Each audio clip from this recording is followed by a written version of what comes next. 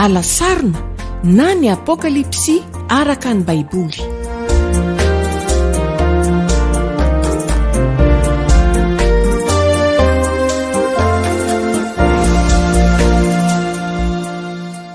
Ola feny fakasitrana n'Andriamanitra trany afaka manohy izao fandaharana alasarona izao. Fandaharana laharana 5 no ataontsika amin'ity anio ity. Anio isika anomboka ijery mihitsy izay voalazan'ny boky n'Apokalipsy eo amin'ny toko voalohany, ny andininy voalohany sy ny andininy faharoa. Mialoha izay nefa dia tsara raha apetrakintsika amin'ny tompo ny fianarana izay ho ataontsika, mbola ivavaka isika. Raha eo atolotayanao ny fisaorana sy ny fiderana noho ny mbola famindraponao aminay ka ahafahanay mbola manohy mijery an'ity boky ny Apokalipsy ity. Entinay eo aminao ny toeponay Andriamanitra raha anomboka hijery ny lahatsoratra izahay dia mba ho voaomana ny fonay andray izay fanambarana avy aminao ary mba hitombo ny fahafantaranay an'i Kristy ilay tompo izay arahinay. Ataonay ny vavaka amin'ny anarany. Amen. Apokalipsy toko voalohany dia ny andininy voalohany sy ny andininy faharoa no hojerentsika. Ny fanambaran'i Jesosy Kristy izay nomen'Andriamanitra azy mba hasehony amin'ny mpanompony izay zavatra tsy maintsy ho tonga faingana, ary naniraka ny anjeliny izy hanambara amin'ny jaona mpanompony. Izay nanambara ny tenin'Andriamanitra sy ny filazana an' Jesosy Kristy dia ny zavatra rehetra izay efa hitany. Ny Apokalipsy toko voalohany ny andininy voalohany sy faharoa dia mamaly fanontaniana 4 momba n'ity boky ny Apokalipsy ity. Ny fanontaniana voalohany, inona ity boky ity? Ny fanontaniana faharoa, avy aiza io boky io? Fanontaniana fahatelo, inona ny tanjony? Ary ny fanontaniana fahefatra, ahoana ny fomba nahazoana azy? Inona ity boky ity? Avy aiza? Inona ny tanjony? Ary ahoana ny fomba nahazoana azy? Dia ireo fanontaniana 4 ireo no andehanantsika misesy ao anatin'izao fandaharana laharana 5 izao. Inona ity boky ity? Ny Apokalipsy toko voalohany andininy voalohany dia milaza hoe fanambarany Jesosy Kristy. Lay teny fanambarana dia nandikana ny teny greka hoe apokalipsis. Zay raha teo moa nahatonga ny anaran'ny boky hoe Apokalipsy. Ny dikany Apokalipsy dia avy any matoan-teny izy io, izay midika hoe manala sarina na manala voaly. Tahaka ny amin'ireny fitokanana tsangam-bato ireny, amin'ny voalohany ilay tsangam-bato dia misarona lamba, ary rehefa tonga ireo manam-pahefana, tonga ny fotoana izay anehoana zapahabe maso, esorina ilay lamba mba ho hita miharihary ilay tsangam-bato. Dia tahaka izany ny hoe Apokalipsis, izany hoe zavatra takona, zavatra miafina aloha fa aseho miharihary. Ilay fanambarana dia lazaina fa fanambarany Jesosy Kristy. Heviny roa no azo andraisana anio koa. Ny heviny voalohany dia zao hoe fanambarana momba an Jesosy Kristy. Zay raha raisina hoe génitif objectif ilay grika ampiasaina eo. Fa mety ho heviny faharoa koa hoe fanambarana nataony Jesosy Kristy. Zay indray raha raisina hoe génitif subjectif ilay teny grika eo. Izy amin'ireo ara no marina. Dia raha jerena ny votoatiny eo amin'ity toko voalohany ity dia ilay hevitra faharoa no mifandraika kokoa amin'izay tiana ho tenenina. Manamafy izany izay voalazan'ny dikateny ombonana eto Madagasikara. Andeha efa kitsika ny dikateny ombonana Apokalipsy toko voalohany dia nandininy voalohany sy faharoa. Fanambarana nataon'i Jesosy Kristy no aroso amin'ity boky ity. Izany fanambarana izany dia nomen'Andriamanitra azy mba hanehoany Jesosy Kristy amin'ireo mpanompony izay zavatra tsy maintsy tonga faingana. I Jesosy Kristy tamin'ny alalan'ny anjely izay nirahiny no nampahalala izany tamin'ny Johany. Ho avy ny fotoana izay anokanantsika fandaharana manokana ijerena ireo dikateny samihafa.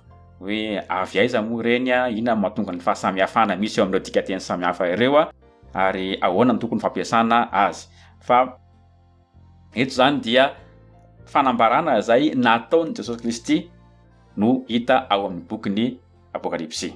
Na izany aza nefa dia miresaka betsaka momba an'io Kristy io ny boky, satria raha araka reny amin'ny filma reny dia Jesosy Kristy no rôle ao anatiny, dia izy no resahana betsaka indrindra. Manamafy an'izany ireo anarana izay iantsonan'i Jesosy Kristy ao anatin'ity bokin'ny Apokalipsy ity. Misy anarana mihoatra ny 520 samy hafa iantsonan'i Jesosy ao amin'ny bokin'ny Apokalipsy. Andeha jerentsika reny anarana ireny. Reny anarana ireny dia mampiseho ny maha izy azy. Lazaina Kristy fa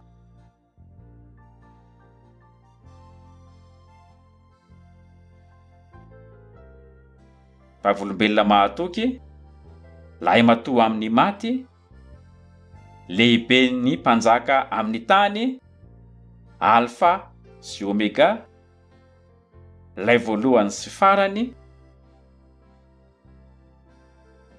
ilay velona, ilay mihazona ny kintana fito eny an-tanany sady mandeha eo afovoan'ny fanaovan-jiro fito, ilay maty kanefa velona indray, ilay manana ny sabatra roa lela maranitra, zanak'Andriamanitra, ilay manana ny fanahy fiton'Andriamanitra sy ny kintana fito, izay marina, izay masina, izay manana ny falalahidin'i Davida, ilay Amen, ilay vavolombelona mahatoky sy marina, ilay niandohany izao zavatra no arian'Andriamanitra izao,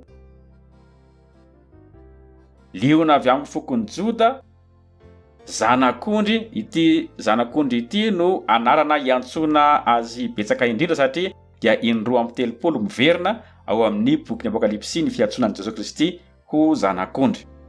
Tompon'ny tompo sy mpanjakan'ny mpanjaka, mahatoky sy marina, tenin'Andriamanitra, fiandohana sy ny fiafarana, solofon'i Davida, kintana mamirapiratra fitarik'andro, Jesosy tompo. Ny anarana ho isika dia maneho ny maha izy azy an'ilay olona. Dia rehefa tonga moa any amin'ireny anarana samihafa ireny sika dia ho azavaintsika ihany ny heviny sy ny fiantraikany izany indrindrandrindra ho antsika izay mpanaradia azy. Raha toa Jesosy Kristy ka solofon'i Davida, ndika inona zany ary inona no fiantraikan'izany amintsika ohatra zany. Fantaniana faharoa valian'ny Apokalipsy toko voalohany andiny voalohany sy faharoa hoe avy aiza io boky io. Dia toizantsika ny famakinany andininy voalohany. Izay nomen'Andriamanitra azy. Ano le fanambarana zany dia nomen'Andriamanitra any Jesosy Kristy. Sarotsika tazontsika ao tsaina fa Jaona apôstôly, ilay mpianatra tian'i Jesosy, ilay nanoratra ny filazantsara faha-efatra ihany no nanoratra amin'ny bokin'ny Apokalipsy. Ary ao amin'ny filazantsarany Jaona dia hita ombieny izay Kristy mandray fanambarana na mandray zavatra avy amin'ny ray izay ka manolotra izany an'ireo mpianany. Andeha jerentsika eo amin'ny Jaona toko 5. Jaona toko 5 andininy 7:70. Ary Jesosy namalaka nanao taminy hoe lazaiko aminareo marina dia marina tokoa, ny zanaka tsy mahazo manao na inona ho azy afa-tsy izay hitany ataon'ny ray, fa na inona no ataon'ny ray dia toy izany koa ny ataon'ny zanaka. Dia mbola zay ihany koa ny andininy 20. Fa ny ray tiany zanaka ka maneho azy ny zavatra rehetra izay ataon'ny tenany, ary asa lehibe no ireny no asehony azy mba ho gaga ianareo. Hita zany fa isan'ny fanoratry Jaona ny filazana ny Jesosy Kristy ho mandray fanambarana avy amin'Andriamanitra avy amin'ny Ray ka mampita izany amin'ireo mpanaradia azy. Ny fanontaniana fahatelo izay valin'ny andininy voalohany sy faharoa dia inona ny tanjony, atao inona io fanambarana io? Toizantsika famakinana ny andininy voalohany. Mba haseho ny amin'ny mpanompony izay zavatra tsy maintsy ho tonga faingana. Lay matoan-teny aseho amin'ny teny Grika zany dia milaza fampisehoana amin'ny alalan'ny famantarana na sary isan-karazany. Dia tsara ny manamarika fa zay no mahatonga antsika tsy andray arabaky teny an'izay lazain'ny boky satria sary fanehoan-kevitra no hita ao. Katsika eto zany hoe Andriamanitra Ray mampita fanambarana amin'ny Jesosy Kristy. Jesosy Kristy ndray napita izany amin'ny Jaona mba atao inona? Mba haseho, mba ho ampitaina amin'ireo mpanompon'i Kristy hafa rehetra. Ny isan'ny miteraka adi-hevitra ao anatin'ity andininy voalohany sy faharoa ity dia ilay filazana fa zavatra tsy maintsy ho tonga faingana. Raha jerena tokoa mantsy efa 2 taona lasa izao no nitenenan'i Jesosy an'izany fa tsy mbola tonga ihany ny farany. Inona ary ny dikan'ilay ho tonga faingana raha izany? Misy fomba telo izay hitan'ireo mpandinika fa azo anazavana, na zany ny ray amin'ireo na izy telo miaraka. Ny voalohany dia hoe tsy ny farany, tsy le fahatanterahany zavatra no lazaina eto, le fahavitana, le fiafarany no resahan'ny Jaona fa le fiandohany. Zany hoe ireo zavatra izay ho lazaina ao anatin'ity boky ity dia ho avy faingana ny fotoana anombohany. Zay ny hevitra voalohany. Ny hevitra faharoa indray aroson'ny mpandinika dia hoe araka ny Petera faharoa toko 7:19, nefa ry malala, izao zavatra iray aloha izao no aoka tsy ho adinonareo. Ny indray andro amin'ny Tompo dia toy ny arivo-taona ary ny arivo-taona toy ny indray andro. Zany hoe faingana araka ny fijerin'Andriamanitra no resahany fa tsy voatery ho araka ny fijerintsika olombelona. Ny fanazavana fahatelo an'ilay faingana dia raha jerena ny testamenta taloha dia tsy voatery foana milaza zavatra ho tanteraka avy hatrany no ampiasana ny teny hoe faingana io. Andininy roa no jerevantsika maneho an'izany, ohatra ny Deutéronomie toko 2:17. Deutéronomie toko 2:17. Ary dia hirehitra aminareo ny fahatezeran'i Jehova dia hanampina ny lanitra izy ka tsy hisy ranonorana ary tsy ahavokatra ny tany, dia ho lany ringana faingana ianareo tsy ho eo amin'ny tany soa izay omeny Jehova anareo. Takan'izay ihany koa ny andininy toko 7:20, andininy 2 amin'ny Deutéronomie ihany, ampandehan'i Jehova aminao ny ozona dia orooro sy fampitahorana amin'izay rehetra ataon'ny tananao, mandra-paharinganao sy mandra-pahalaninao faingana noho ny faharatsiany nataonao tamin'ny nahafoizanao ahy. Hitantsika amin'ireo andinin'ireo sy andininy maro hafa ihany koa, tahaka izany koa ny Romanina toko 1:20, andininy 20, tsy vakintsika intsony, dia maneho fa tsy zavatra hitranga atoato no ampiasainy an'ilay faingana fa zavatra tsy maintsy hitranga kosa anefa. Rehefa tonga eo amin'ny tohiny montsika misy hoe antombotra ny andro, mbola iverenantsika izay fanazavana izay. Ny fanontaniana fahaefatra izay valin'ny bokin'ny Apokalipsy, andininy voalohany sy faharoa, dia ahoana ary ny fomba nahazahoana ny boky? Vakintsika ny toy ny andininy voalohany. Ary naniraka ny anjeliny izy hanambara amin'ny Jaona mpanompony. Ilay hanambara eto dia mitovy amin'ilay teo ihany hoe amin'ny alalan'ny endrika an-tsary. Andriamanitra zany nampita tamin'i Kristy, Kristy kosa naniraka ny anjeliny mba hapita amin'ny Jaona. Jaona nandrakitra antsoratra ny zavatra rehetra izay hitany, arak'izay nasehony anjely azy mba ho ampitaina amin'ireo mpanompon'i Kristy hafa.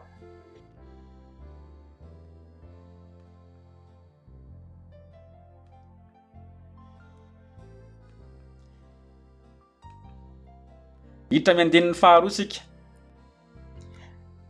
Jaona zany izay nanambara ny tenin'Andriamanitra sy ny filazana an' Jesosy Kristy dia ny zavatra rehetra izay efa hitany.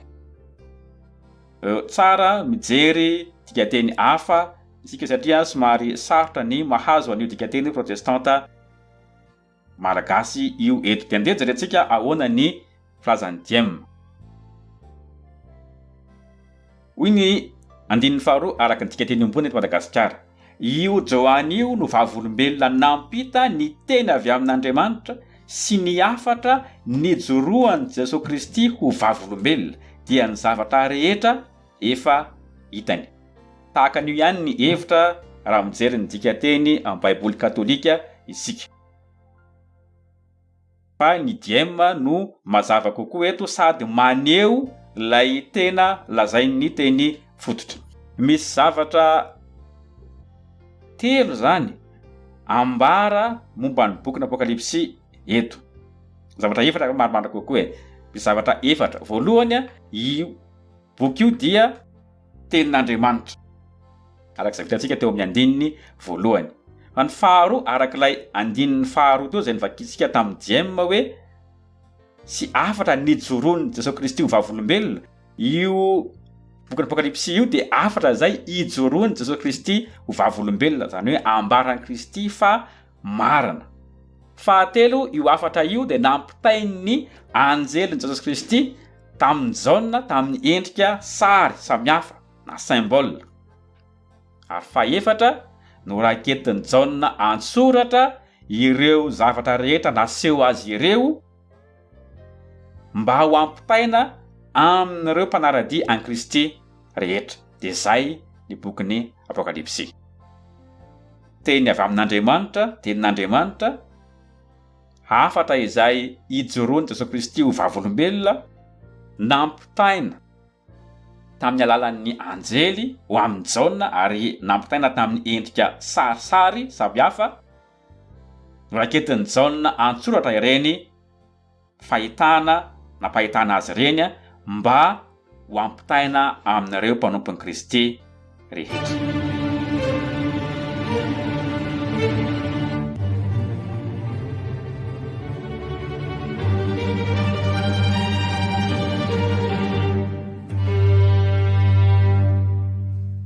Inona ary zany no fampiarana ao sotomintsika amin'izay fahamarinana efa hitantsika teo izay isy fampiarana efatra sotomintsika avy amin'izay.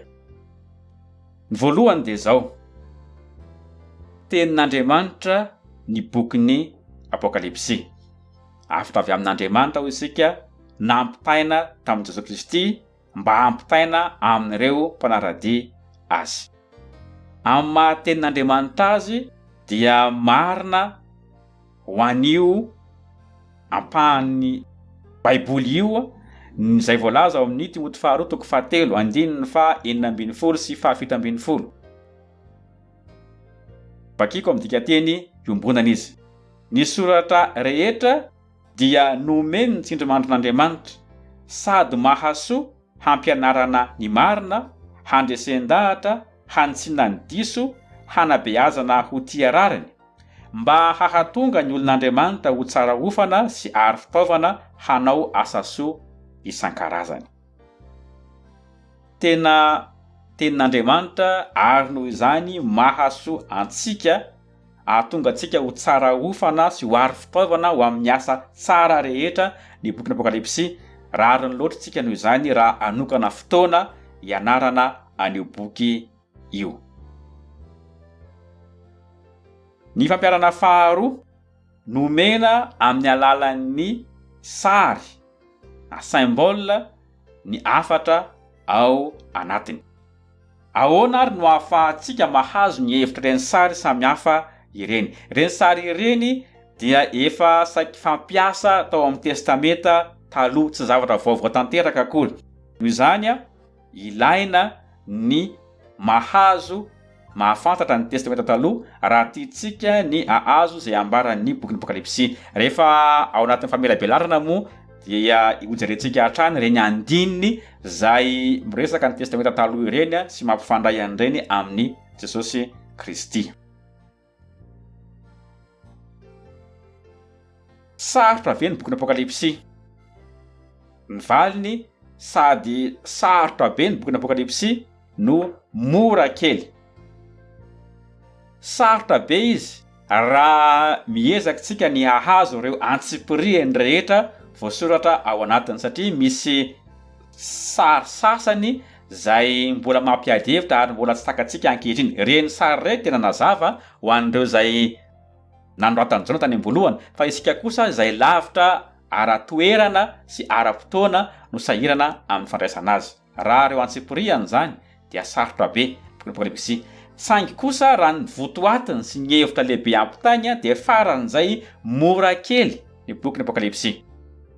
Satria ny hevin-dehibe zay ampitainy dia tsy mampiady hevitra fa Jesosy Kristy no ivony boky, Jesosy Kristy andresy any amin'ny farany, Jesosy Kristy anafoana ny ratsy rehetra ary ireo mpanompony dia hiaraka aminy mandrakizay ao anatin'ny fifaliana sy fiadanana tanteraka. Andriamanitra anavao ny zavatra rehetra ary amorona lanitra vaovao sy tany vaovao zay iarahany mandrakizay amin'ireo olony. Zay ny hevin-dehibe ary tsy misy miady hevitra amin'izany fa ekeny rehetra izany, fa ireo antsipiriany kosa no mety ampiady hevitra. Zay mahatonga ny hoe sady sarotra be izy nefa koa amin'ny lafiny ilany tena faran'izay mora azo indrindra.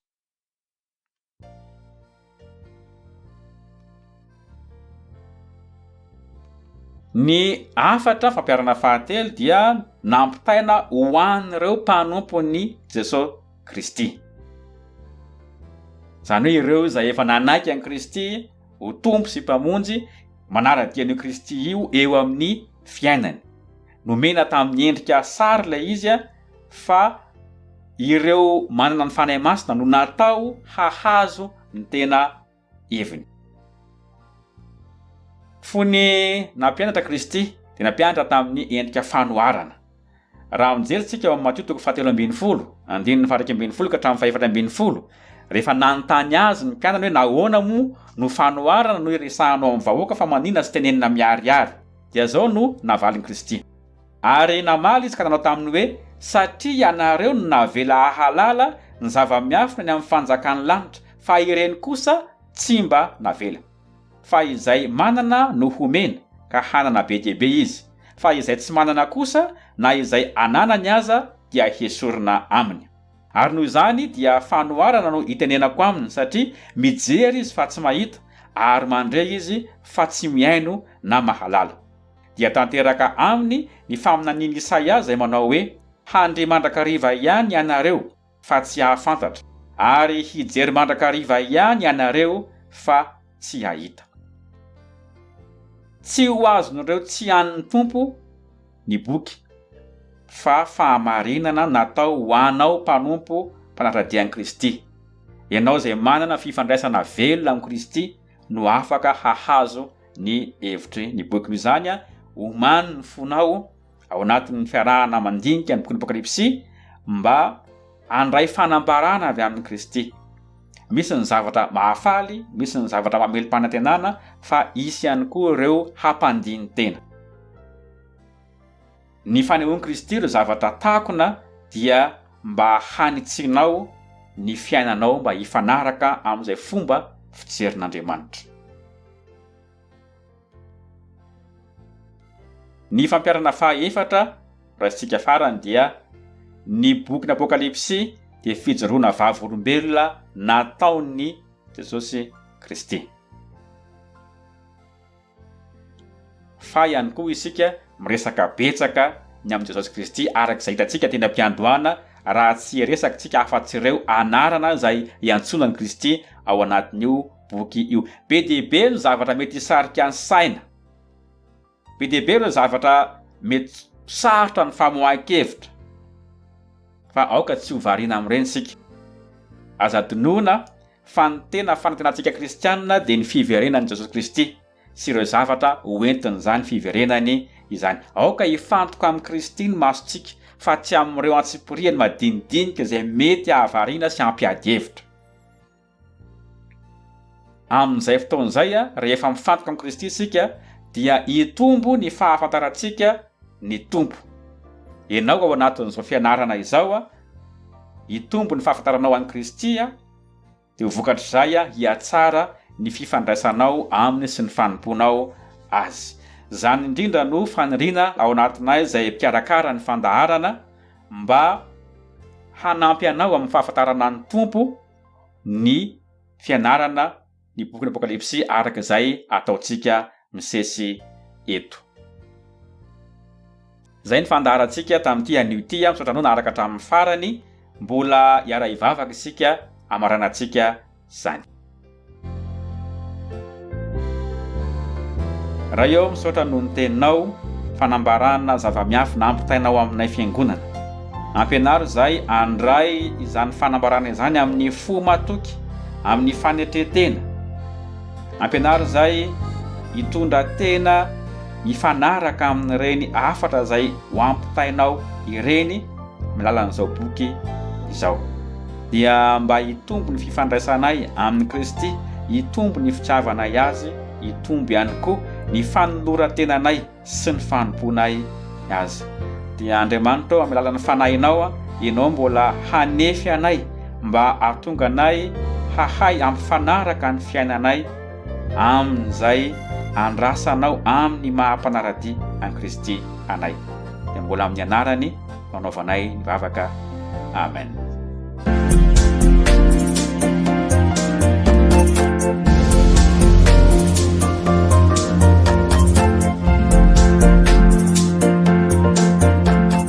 Alasarona na ny Apokalipsy araka ny Baiboly.